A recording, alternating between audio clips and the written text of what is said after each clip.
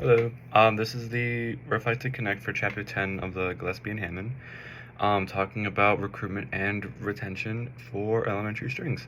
Um, I kind of took like four main ideas from this, um, being like retention strategies, towards the beginning, recruitment strategies. Well, yeah, no, recruitment and then retention, because you have to recruit before you can retain.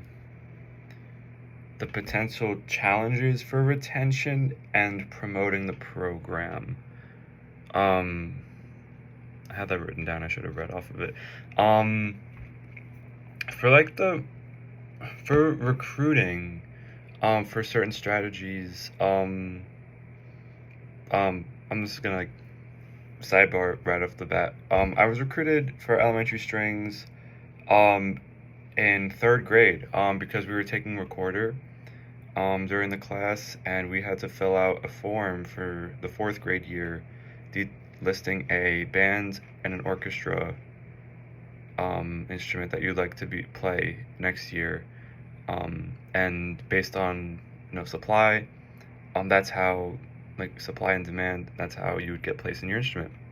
Um, so that was something that I kind of associated with myself while reading this, because I remember this stood out to me very vividly, because I didn't pick viola and I got placed in viola. So it was just they ran out of violins. So it got to me, and then I played viola, and here I am. Um, but to bring that back to the Gillespie and Hammond, it's like collaborating with other teachers, specifically like the band, if you're going to be an orchestra teacher, um, and even the general music teacher to like connect with them. So you can like talk about like, hey, which kid potentially has a musical talent or interest with a string, who already does play a string instrument, would like to continue it. Um, getting them in like I said, third and fourth grade, because that's when they're like starting to form, develops interests in music at that time. Um, it's also important to get parents involved if they're going to do it, because we have to pay for school rentals and such. But it's important to also like engage the parents early to show them like, hey, these are the benefits for music. If they're like weary about getting their kid into it, like these are the benefits. This is what your kid's gonna do. And like the skills it can develop over time, rather than not being in music. Probably like sound, fine motor skills, working as a team, playing as a team, um, and showcasing the ensembles, especially the elementary ones, to other elementary schoolers, or parents, because they might want to put their kid into it. Um, I'm gonna take up a lot of time. I'm gonna do these fast. For retention, you just want to be a good teacher. Be inclusive, be engaging, make the class not boring, but also make the class challenging enough to where the students want to push themselves more. Give concise and consistent feedback is very important for the students, so you don't have to drag on. Um, Build like teacher-student relationships with the students. And like you can also like recognize if a student is a bit more advanced, you can help push them, as well as pushing students who might not be as advanced into practicing more, and maybe they'll develop a love for music.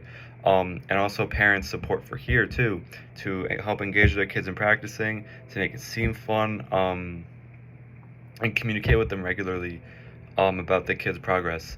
Um, the chapter did list some challenges with retention, those being like budget cuts being the main one. But besides that, like scheduling conflicts, if they have pull-out lessons, like in middle school or high school, even elementary school, if they have pull-out lessons, the parent might not necessarily want that, or the student themselves. Like especially with extracurricular activities, when it comes to middle and high school, especially with school sports, the student might not want to do music if they want to continue a sport, like if they love the sport more. That's an issue that has to be dealt with. But this was mentioned in class, peer influence. If every one of their friends wants to switch over to band or is playing band, the student might want to quit orchestra and go play band.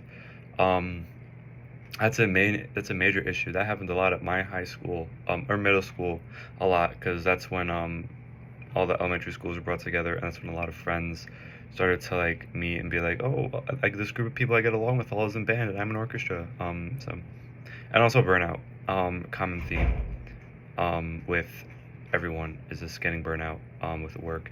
And then promoting the program, as I aforementioned, concerts, showing the parents like, hey, this is what we do, this is what's expected of your child. Have admin support from your school district, like the social benefits of the program, using like data collected, and success stories from students, namely those who go to school, college for music.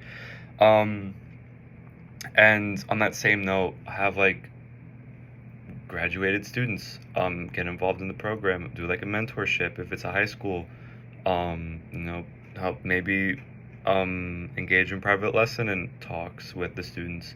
Um, yeah, basically just like a strong program that makes students not want to leave, and stay and continue it. Yeah, longer video, but that's all.